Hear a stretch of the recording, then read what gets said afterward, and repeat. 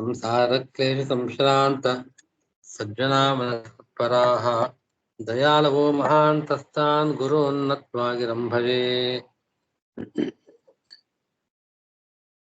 ನಾರಾಯಣಂ ಗುಣೈಃ ಸರ್ವೈಃ ಉದೀರ್ಣಂ ದೋಷವರ್ಜಿತಂ ಜ್ಞೇಯಂ ಗಮ್ಯಂ ಗುರುಂಶ್ಚಾಪಿ ಕೃತ್ವಾ ಸೂತ್ರಾರ್ಥ ಉಚ್ಯತೆ.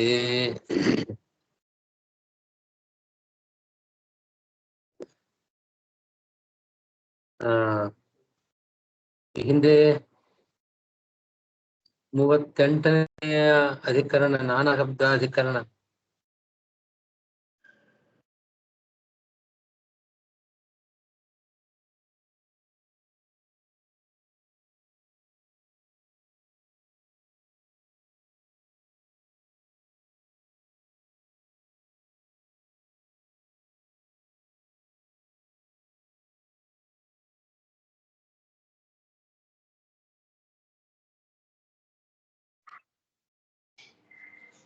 ವಿಕಲ್ಪಾಧಿಕರಣ ಮಾಡ್ಬೇಕು.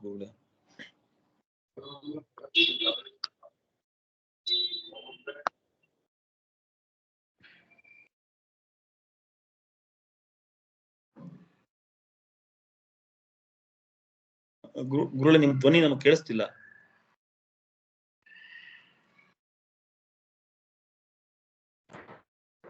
ಹಲೋ, ಇವಾಗ ಕೇಳಿಸ್ತಾ ಇದೆಯಾ? ಇವಾಗ ಕೇಳಿಸ್ತದೆ ಗುರು, ಇವಾಗ ಕೇಳಿಸ್ತದೆ.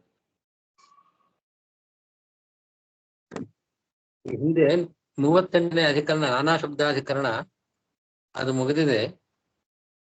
ಆ ಅಧಿಕರಣದಲ್ಲಿ ಭೂಮತ್ವ ಉಪಾಸನೆ, ಭೂಮತ್ವ ಅಂದ್ರೆ ಪೂರ್ಣತ್ವ, ಮನುಷ್ಯರನ್ನು ಪ್ರಾರಂಭ ಮಾಡಿ ಬ್ರಹ್ಮದೇವರವರೆಗೆ ತಾರತಮ್ಯದಿಂದ ಹೆಚ್ಚು ಹೆಚ್ಚು ಗುಣಗಳನ್ನು ಉಪಾಸನೆ ಮಾಡುವ ಯೋಗ್ಯತೆ ಇದ್ದರೂ ಕೂಡ ಸತ್ ಚಿತ್ ಆನಂದ ಆತ್ಮ ಎಂಬ 4 ಗುಣಗಳ ಉಪಾಸನೆ ಎಲ್ಲರಿಗೂ ಇದ್ದದ್ದು. ಆ ಗುಣಗಳನ್ನ ಪೂರ್ಣ ಅಂತ ಉಪಾಸನೆ ಮಾಡ, ಪೂರ್ಣತ್ವನ ಉಪಾಸನೆ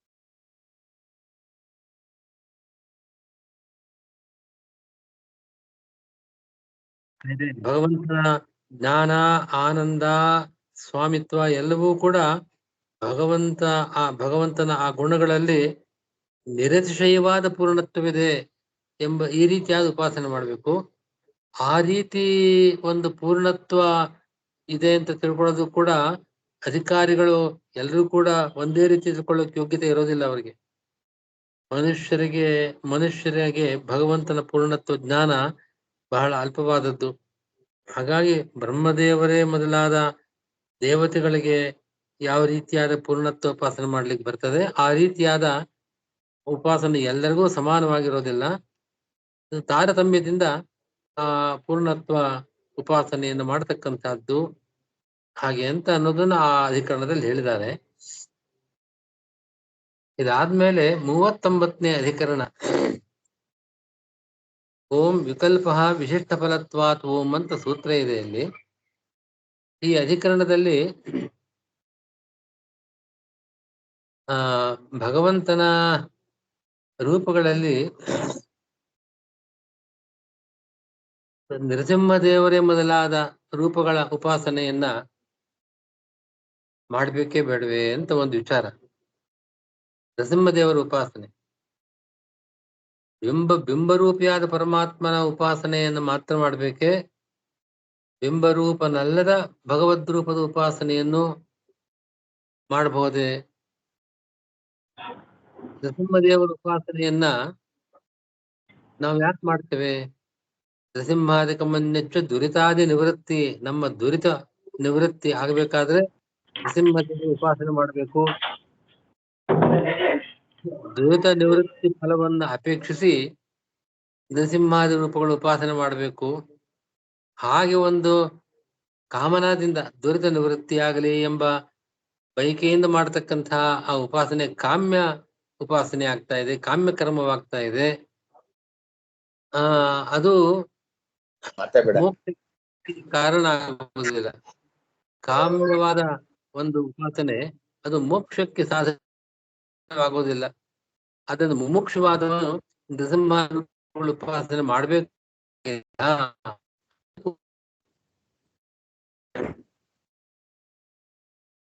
ಪೂರ್ವ ಪಕ್ಷದ ನಿರಾಕರಣೆಗಾಗಿ ಬಂದಿರತಕ್ಕಂತಹದ್ದು ವಿಕಲ್ಪ ಅಂತ ಅನ್ನೋ ಸೂತ್ರ. ವಿಕಲ್ಪೋ ವಿಶಿಷ್ಟ ಫಲತ್ವಾತ್ ಅನ್ನೋ ಸೂತ್ರ. ಸೂತ್ರದ ಸಂಖ್ಯೆ ಇದು 61.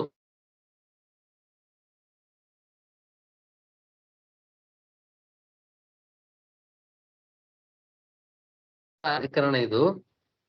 ಇಲ್ಲಿ ಈ ವಿಚಾರ ಪ್ರಸ್ತಾಪ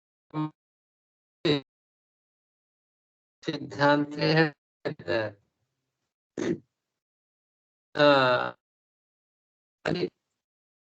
ಯಥಾಕ್ರಮಂ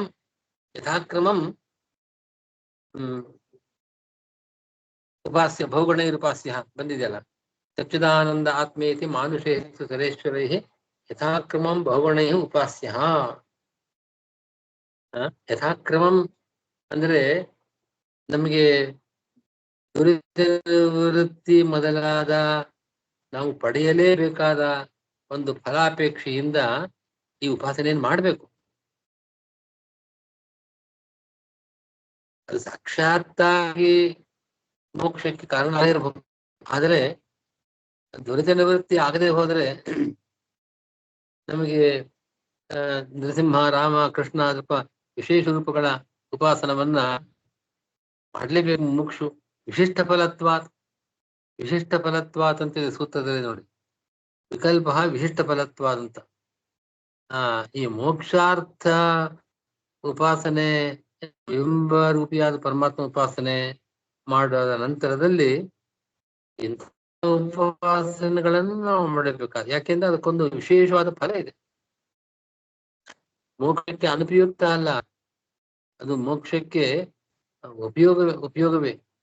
ಆಚಾರ್ಯರ ಭಾಷ್ಯದಲ್ಲಿ ಮುಕ್ತ್ಯರ್ಥಂ ಆತ್ಮಯೋಗ್ಯಂ ಹಿ ಕಾರ್ಯಮೇವ ಹಿ ಉಪಾಸನಂ ನರಸಿಂಹಾದಿ ಕಮನ್ಯಚ್ಚ ದುರಿತಾದ ನಿವೃತ್ತಯೇ ಉಪಾಸತೆ ಯಥಾಯೋಗಂ ನವಾ ಫಲ ವಿಭೇದತಃ ಅಂತ ಒಂದು ಸ್ಮೃತಿ ವಾಕ್ಯವನ್ನ ಉದಾಹರಣೆ ಮಾಡಿದ್ದಾರೆ.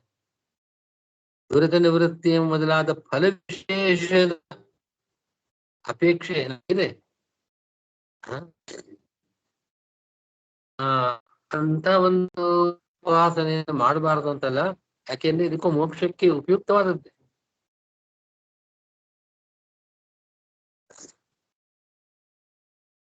ಬ್ರಹ್ಮತರ್ಕದಲ್ಲಿ ಇರತಕ್ಕಂತಹ ಮಾತಿದು, ಅದನ್ನ ಸಂಗ್ರಹ ಮಾಡಿದ್ದಾರೆ.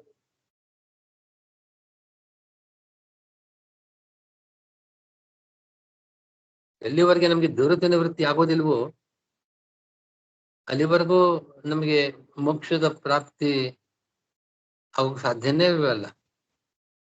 ಆದ ಕಾರಣ ಇದೊಂದು ವಿಶಿಷ್ಟ ಫಲ. ಇಂತಹ ಒಂದು ಫಲಕ್ಕೋಸ್ಕರವಾಗಿ, ದುರಿತ ನಿವೃತ್ತಿ ರೂಪವಾದ ಫಲಕ್ಕೋಸ್ಕರವಾಗಿ ನಾವು ಅವಶ್ಯ ಮಾಡಬೇಕಾದದ್ದು ಅಂತ. ವಿಶಿಷ್ಟ ಫಲಾಪೇಕ್ಷೆಯ ವಿಶಿಷ್ಟ ಫಲ ಒಂದು ವಿಶೇಷವಾದ ಒಂದು ನಾವು ಪಡೆಯಲೇಬೇಕಾಗಿರತಕ್ಕಂತಹ ಫಲದ ದೃಷ್ಟಿಯಿಂದ ಮನುಷ್ಯರು ಕೂಡ ನರಸಿಂಹಾದಿ ರೂಪಿಯಾದ ಭಗವಂತನನ್ನು ಉಪಾಸನೆ ಮಾಡಬೇಕು ಅಂತ ಸಿದ್ಧಾಂತ ಮಾಡಿರತಕ್ಕಂಥ ಅಧಿಕರಣ ಇದು. ಇದು 39ನೇ ಅಧಿಕರಣ, ಸೂತ್ರ 61ನೇ ಸೂತ್ರ ಇದು.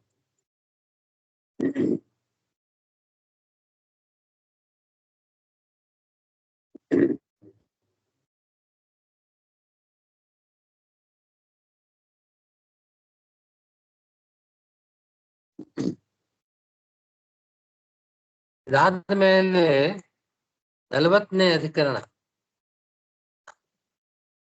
ಅದು ಕಾಮ್ಯಾಧಿಕರಣ ಅಂತ ಹೆಸರು. ಸೂತ್ರ ಕಾಮ್ಯಾಸ್ತು ಯಥಾ ಕಾಮಂ ಸಮುಚ್ಚೇರನ್ನವ ಪೂರ್ವಂ ಹೇತ್ವಭಾವಾತ್ ಅಂತ ಹಾಗೆ ಸೂತ್ರ ಇದೆ. ಇಲ್ಲಿ ವಿಷಯ ಏನು ಅಂತಂದ್ರೆ,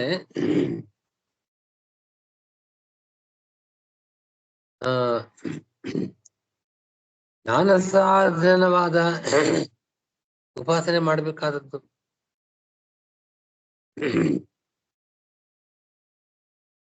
ಅರ್ಥ ಸಂಪತ್ತಿಗೋಸ್ಕರವಾಗಿ ಉಪಾಸನೆ ಮಾಡತಕ್ಕಂತಹದ್ದು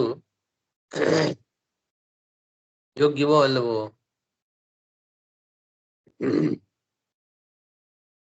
ಯೋಗ್ಯ ಅಂತ ಒಂದು ಪೂರ್ವ ಪಕ್ಷ. ನೋಡಿ, ನಮಗೆ ಜ್ಞಾನಕ್ಕೋಸ್ಕರವಾಗಿ ಅರ್ಥದ ಸಂಪತ್ತಿನ ಅವಶ್ಯಕತೆಯೂ ಇದೆ.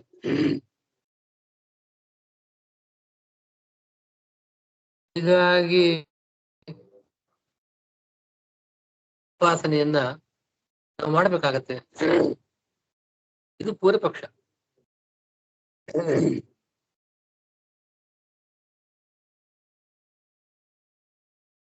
ಈ ಒಂದು ಪೂರ್ವ ಪಕ್ಷದ ನಿವಾರಣೆಗಾಗಿ ಕಾಮ್ಯಾಸ್ತು ಯಥಾ ಕಾಮಂ ಸಮುಚ್ಚೇರನ್ ನವ ಪೂರ್ವಂ ಹಿತ್ತು ಭಾವಾತ್ ಅಂತ ಸೂತ್ರ ಬಂದಿದೆ.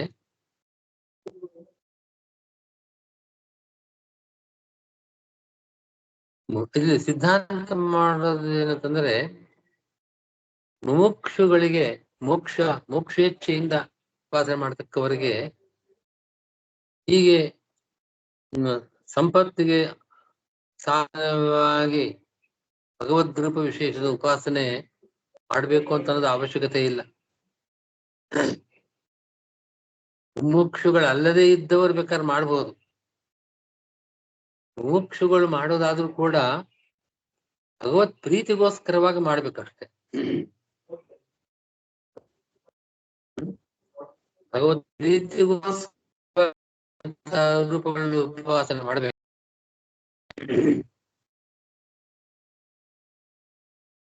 ಈ ಒಂದು ವಿಷಯಕ್ಕೋಸ್ಕರವಾಗಿ ಕಾಮ್ಯಾಸ್ತು ಯಥಾ ಕಾಮಂ ಅಂತ ಒಂದು ಸೂತ್ರ ಹೊರಟಿದೆ. ಯಥಾಕ್ರಮಂ ಬಹುಗುಣೇ ಉಪಾಸ್ಯ ಅಂತ ಒಂದು ಭಾಷೆಯಲ್ಲಿ ಯಥಾಕ್ರಮಂ ಅಂತಂದ್ರೆ ತಾವು ಪಡೆಯಬಹುದಾದ ಕಾಮ್ಯ ಫಲಕ್ಕೋಸ್ಕರವಾಗಿ ಬಹುಗುಣಗಳಿಂದ ಉಪಾಸನೆ ಮಾಡಬಹುದು. ಮುಮುಕ್ಷುಗಳು ಮಾಡಬೇಕು ಅಂತನೋ ನಿಯಮ ಏನಿಲ್ಲ. ಮೋಕ್ಷಗಳಿಂದ ಅವಶ್ಯಕ ಅಲ್ಲ.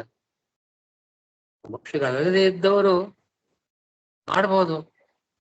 ಮೋಕ್ಷಗಳು ಕೂಡ ಮಾಡಬಹುದಾದರೆ ಯಾವುದೇ ಕಾಮನೆ ಇಲ್ಲದೆ ಅಂತ ಭಗವತ್ ಪ್ರೀತಿಗೋಸ್ಕರವಾಗಿ ಮಾಡಬಹುದು. ಯಸ್ಯ ಹಿ ಯಃ ಕಾಮಃ ತಸ್ಯ ಹಿ ಉಪಾಸನಂ ತಾದೃಶಾನಾಂ ಗುಣಾನಾಂ ಚ ಸಮಾಹಾರಂ ಪ್ರಕಲ್ಪಯೇತ್ ಅಕಾಮತ್ವಾತ್ ಮುಮುಕ್ಷೂಣಾಂ ನವಾ ತೇಷಾಂ ಉಪಾಸನಂ ತುಷ್ಟ್ಯರ್ಥಂ ಈಶ್ವರಶ್ಚೈವ ನೈವೋಪಾಸ ವಿದುಷ್ಯತಿ ಅಂತ ಆಚಾರ್ಯರು ಪ್ರಮಾಣ ಅನ್ನು ಬ್ರಹ್ಮಸೂತ್ರ ಭಾಷೆಯಲ್ಲಿ ಕೊಡ್ತಾ ಇದ್ದಾರೆ. ಮುಮುಕ್ಷುಗಳು ಅಕಾಮರು, ಅವರಿಗೆ ಯಾವುದೇ ಕಾಮನೆ ಇಲ್ಲ. ಲೌಕಿಕ ಕಾಮನೆಗಳೇನಿಲ್ಲ ಅವರಿಗೆ. ಅವರಂತ ರೂಪಗಳು ಉಪಾಸನೆ ಮಾಡಬೇಕಾಗಿಲ್ಲ, ಮಾಡಬಾರದು ಅಂತಿಲ್ಲ. ಮಾಡುವುದಾದರೆ ಯಾವುದೇ ಕಾಮನೆ ಇಲ್ಲದೆ ತುಷ್ಟ್ಯರ್ಥಂ ಈಶ್ವರಸ್ಯ, ಭಗವಂತನ ಸಂತುಷ್ಟಿ ಅವನ ಪ್ರೀತಿಗಾಗಿ ಅಂತಹ ಉಪಾಸನೆಗಳನ್ನು ಮಾಡಬಹುದು. ಅದು ದೋಷವಲ್ಲ ಅಂತ ಹೇಳ್ತಕ್ಕಂಥದ್ದು ಈ ಅಧಿಕರಣದ ಉದ್ದೇಶ. ಈ ಯಥಾಕ್ರಮಂ ಬಹುಗುಣೈ, ಯಥಾಕ್ರಮಂ ದುರಿತ ನಿವೃತ್ತಿಯಾದಿ ಏನು ತಮ್ಮ ಫಲ ಬೇಕಾಗಿದ್ರೆ ಮುಮುಕ್ಷುಗಳಿಗೆ ದುರಿತ ನಿವೃತ್ತಿ ಆಗಲೇಬೇಕು, ಅದಾಗಬೇಕು ಅಂತ ಅಪೇಕ್ಷೆ ತಪ್ಪಲ್ಲ. ಅಂತಹ ಒಂದು ಕಾಮನೆಯಿಂದ ಮಾಡಬಹುದು. ತಾವು ಪಡೆಯತಕ್ಕಂತ ಇಂತಹ ಫಲಗಳಿಗೋಸ್ಕರವಾಗಿ ಮಾಡಬಹುದು. ಭಗವತ್ ಪ್ರೀತ್ಯರ್ಥವಾಗಿ ಮಾಡಬಹುದು ಅಂತ.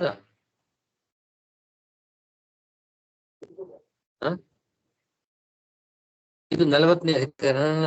ಈ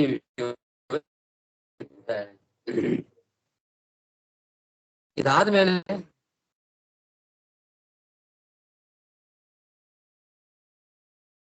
ಇದಾದ್ಮೇಲೆ 36ನೇ ಅಧಿಕರಣದ ಸಂಗ್ರಹಕ್ಕೆ ಹೋಗ್ತಾರೆ ಅನುಭಾಷ್ಯದಲ್ಲಿ. ಅದು 36ನೇ ಅಧಿಕರಣ ಅಂಗಾವಬದ್ಧಾಸ್ತು ಅಂತ, ಅಂಗಾವಬದ್ಧಾಧಿಕರಣ ಅಂತ ಇದೆ.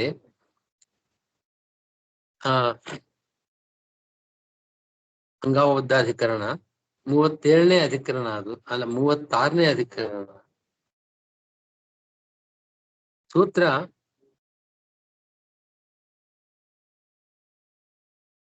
ಓಂ ಅಂಗಾವಬದ್ಧಾಸ್ತು ಶಾಖಾಸು ಹಿ ಪ್ರತಿವೇದಂ ಅಂತ 57ನೇ ಸೂತ್ರ ಇದೆ. ಈ ಅಧಿಕರಣದಲ್ಲಿ ಋಷಿ ಹೀಗೆ ಸರ್ವಣೋಪನಿಷತ್ತಿನಲ್ಲಿ ತಮೇವೈಕಂ ಜಾನಥ ಆತ್ಮಾನಂ ಅನ್ಯವಾಚೋ ಅಂತ ಹೇಳ್ತಾ ಇದೆ ಶ್ರುತಿ. ಆ ಪರಮಾತ್ಮನನ್ನು ಮಾತ್ರ ತಿಳಿಯಬೇಕಷ್ಟೇನೆ. ಆ ಪರಮಾತ್ಮನ ಜ್ಞಾನ ಒಂದೇ ನಾವು ಸಂಪಾದನೆ ಮಾಡಬೇಕಾದದ್ದು. ಅದು ಮೋಕ್ಷ ಸಾಧನ. ಅನ್ಯವಾಚೋ ವಿಮುಂಚನ, ಅನ್ಯವಾಚ ಬೇರೆ ಮಾತುಗಳು, ಬೇರೆ ಯಾವುದೇ ಅನ್ಯ ವಿಷಯಕವಾಗಿರ್ತಕ್ಕಂಥದ್ದು ಯಾವುದನ್ನು ಕೂಡ ಅದನ್ನು ಬಿಡಬೇಕು. ಬೇರೆ ದೇವತೆಗಳ ಉಪಾಸನೆಯನ್ನ ಮಾಡ್ತಕ್ಕದ್ದಲ್ಲ. ವಿಷ್ಣು ಏಕಏವ ಉಪಾಸ್ಯ. ಇತರ ದೇವತೆಗಳನ್ನ ಉಪಾಸನೆ ಮಾಡತಕ್ಕಂಥದ್ದು ಅವಶ್ಯಕವಲ್ಲ. ಮುಖ್ಯವಾದವನು ತಮೇವ ಏಕಂ ಜಾನತ ಆತ್ಮಾನಂ. ಆತ್ಮ ಅಂದ್ರೆ ಬ್ರಹ್ಮನನ್ನೇ ಉಪಾಸನೆ ಮಾಡಬೇಕು ಅಂತ ಹೀಗೆ ಅಲ್ಲಿ ಹೇಳಿದೆ. ಹೀಗಾಗಿ ಇತರ ದೇವತೆಗಳ ಉಪಾಸನೆಯನ್ನು ಮಾಡತಕ್ಕದ್ದಲ್ಲ ಅಂತ ಪೂರ್ವಪಕ್ಷ. ಸಿದ್ಧಾಂತ ಏನ್ ಹೇಳ್ತಿದ್ದಾರೆ ಅಂತಂದ್ರೆ, ಇತರ ದೇವತೆಗಳನ್ನು ಕೂಡ ನೀವು ಅವರನ್ನೇ ಸರ್ವೋತ್ತಮರು, ಅವರೇ ನಮಗೆ ಫಲ ಕೊಡ್ತಕ್ಕವರು, ಈ ರೀತಿಯಾಗಿ ಉಪಾಸನೆ ಮಾಡತಕ್ಕದ್ದಲ್ಲ. ಭಗವಂತನ ಪರಿವಾರದಲ್ಲಿ ಸೇರಿದವರು ಅಂತ ಭಗವತ್ ಪರಿವಾರತ್ವೇನ ಉಪಾಸನೆ ಮಾಡ್ಬೇಕಷ್ಟೇ. ಪ್ರಧಾನವಾಗಿ ಇತರ ದೇವತೆಗಳ ಉಪಾಸನೆ ಮಾಡತಕ್ಕದ್ದಲ್ಲ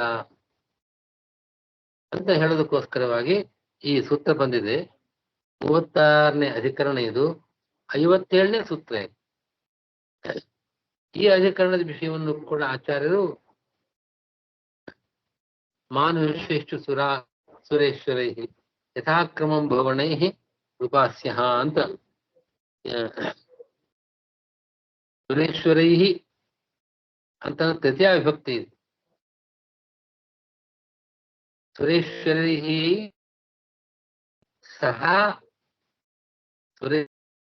ಸಹ ವಿಷ್ಣು ಉಪಾಸ್ಯ.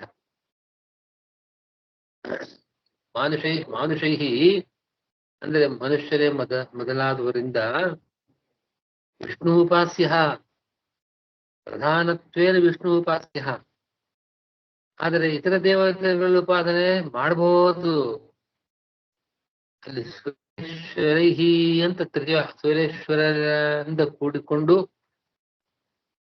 ಕೈ ಸಹ ಅಂತನೋ ಪದ ಇಲ್ಲಿಲ್ಲ. ಅದಕ್ಕೆ ಆ ಅರ್ಥದಲ್ಲಿ ಹೇಳಿದ್ರೆ, ಸುರೇಶ್ವರಿ ಬ್ರಹ್ಮಾದಿ ದೇವತೆಗಳು ಅವರು ಅಪ್ರಧಾನರು ಪರಿವಾರದಲ್ಲಿ ಆಗಿ ಭಾವಿಸಿಕೊಂಡು ಉಪಾಸನೆಯನ್ನ ಮನುಷ್ಯ ಮೊದಲಾದವರು ಮಾಡುವುದು. ಕೇವಲ ಆ ಬ್ರಹ್ಮಾದಿ ದೇವತೆಗಳನ್ನೇ ಪ್ರಧಾನವಾಗಿ ಉಪಾಸನೆ ಅಲ್ಲ.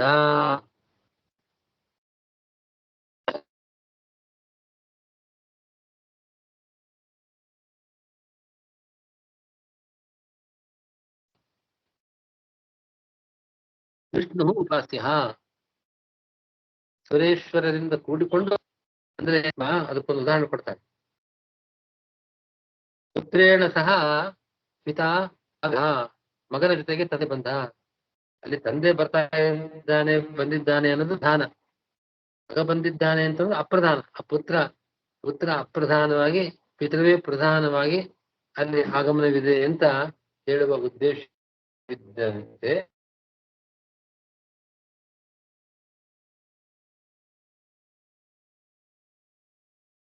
ಸುರೇಶ್ವರಿ ಸಹ ವಿಷ್ಣು ಉಪಾಸ್ಯ. ಸುರೇಶ್ವರರು ಅಂದ್ರೆ ಬ್ರಹ್ಮಾದಿಗಳು, ಅವರು ಅಪ್ರಧಾನರು, ಪರಿವಾರದಲ್ಲಿ ಸೇರಿದವರು, ಭಗವಂತನೇ ವಿಷ್ಣುವೇ ಪ್ರಧಾನನಾದವನು, ಸರ್ವೋತ್ತಮನಾದವನು ಎಂಬ ರೀತಿಯಲ್ಲಿ ಭಗವಂತನ ಉಪಾಸನೆಯನ್ನ ಮಾಡಬೇಕು. ಹಾಗೆ ಅಂತ ಭಾಷ್ಯದಲ್ಲಿ ಈ ವಿಷಯವನ್ನ ಸಮತ್ವಾದ್ವಾ ಉತ್ತಮತ್ವಾದ್ವಾ ಅಂಗದೇ ಸಂಹಾರ್ಯಂ ಇತ್ಯಾಹು ವೇದ ಸಿದ್ಧಾಂತ ವೇದಿನಃ ಅಂತ ಬ್ರಹ್ಮತಕ್ಕ ವಾಕ್ಯ ಇದು. ಭಗವಂತನಿಗೆ ಸಮಾನರಾಗಿದ್ದಾರೆ ಅಂತ ಆಗ್ಲಿ, ಉತ್ತಮರಾಗಿದ್ದಾರೆ ಅಂತ ಆಗ್ಲಿ, ಇತರ ದೇವತೆಗಳನ್ನ ಅಂಗ ದೇವತೆಗಳನ್ನ ಬ್ರಹ್ಮಾದಿ ದೇವತೆಗಳನ್ನ ಉಪಾಸನೆ ಮಾಡತಕ್ಕದ್ದಲ್ಲ ಹಾಗೆ ಅಂತ ವಚನದ ಅಭಿಪ್ರಾಯ. ಮಾಡೋದು ತೈ ಸಹ ಆ ದೇವತೆಗಳಿಂದ ಕೂಡಿಕೊಂಡು ದೇವತೆಗಳ ಈ ದೇವತೆಗಳ ಪರಿವಾರದಲ್ಲಿ ಭಗವಂತ ಪ್ರಧಾನನಾಗಿದ್ದಾನೆ, ಇವರೆಲ್ಲ ಅವನ ಪರಿವಾರದರು ಅಂತ. ಸರ್ವವರ್ಣಾಶ್ರಮಿ ವಿಷ್ಣು ಏಕ ಏವ ಇಚ್ಛತೆ ಸದಾ ಬ್ರಹ್ಮಾಸ್ಯ ಪರಿವಾರತೆಯವತು. ಎಲ್ಲ ವರ್ಣದವರು ಎಲ್ಲ ಆಶ್ರಮಿಗಳು ಒಬ್ಬನನ್ನೇ ಆರಾಧನೆ ಮಾಡಿದ್ರು ಪ್ರಧಾನನಾಗಿ. ಬ್ರಹ್ಮಾದಿ ದೇವತೆ ಪರಿವಾರ ಅಂತ ಅವ್ರ ಉಪಾಸನೆಯನ್ನು ಮಾಡತಕ್ಕದ್ದು ಅಂತ ಹೀಗೆ ಅಭಿಪ್ರಾಯ.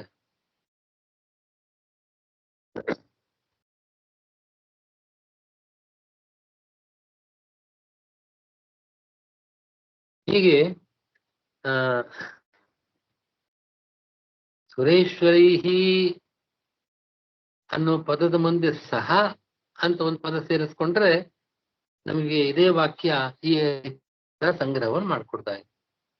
ಸುರೇಶ್ವರೈಹಿ ಸಹ ವಿಷ್ಣು ಉಪಾಸ್ಯ. ಬ್ರಹ್ಮಾದಿ ದೇವತೆಗಳಿಂದ ಸಹಿತನಾದ ಭಗವಂತನನ್ನು ಉಪಾಸನೆ ಮಾಡಬೇಕು. ಬ್ರಹ್ಮಾದಿ ದೇವತೆಗಳು ಭಗವಂತನ ಪರಿವಾರ, ಅವನೇ ಸರ್ವೋತ್ತಮನಾದ. ಇತರ ದೇವತೆಗಳ ಉಪಾಸನೆಯು ಕೂಡ ಸ್ವಾತಂತ್ರ್ಯನ ಅವರನ್ನೇ ಪ್ರಧಾನವಾಗಿ ಮಾಡಿಕೊಂಡು ಉಪಾಸನೆ ಮಾಡತಕ್ಕದ್ದು, ಆರಾಧನೆ ಮಾಡತಕ್ಕಂಥದ್ದು ಸರಿಯಲ್ಲ.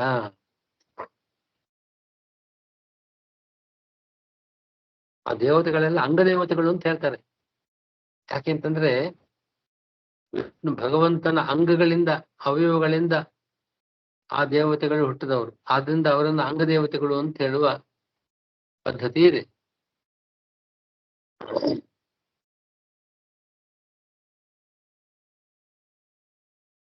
ಹೀಗಾಗಿ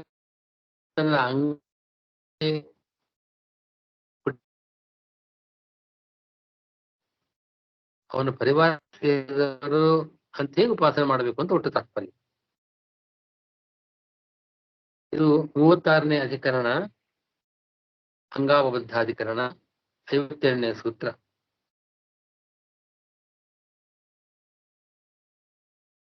ಎಲ್ಲ ಕೊನೆ ಭಾಗದ ಅಧಿಕರಣ ಆಯಿತು.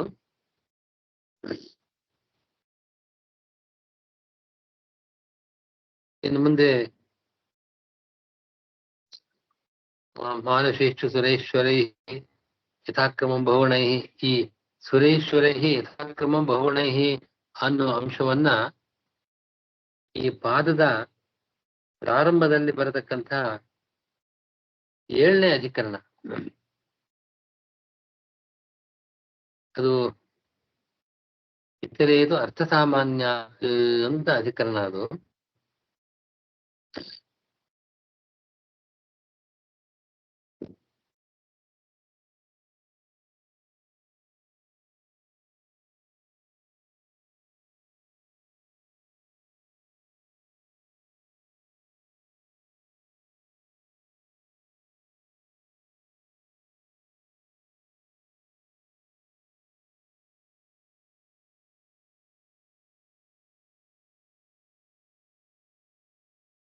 ಗುರುಗಳೇ, ನಿಮ್ ಧ್ವನಿ ಕೇಳಿಸ್ತಿಲ್ಲ.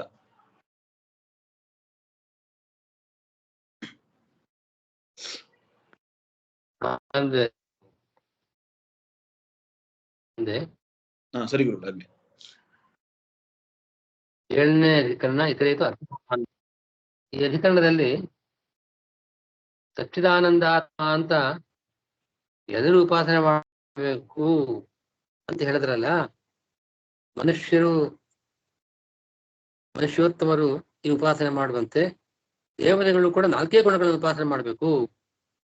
ಮನುಷ್ಯರು ಯಾಕೆ ಹೆಚ್ಚು ಗುಣಗಳನ್ನು ಉಪಾಸನೆ ಮಾಡ್ಲಿಕ್ಕೆ ಅಧಿಕಾರವಿಲ್ವೋ ದೇವತೆಗಳಿಗೂ ಇಲ್ಲ ಅಂತ ಒಂದು ಪೂರ್ವಪಕ್ಷಕ್ಕೆ ಉತ್ತರವಾಗಿ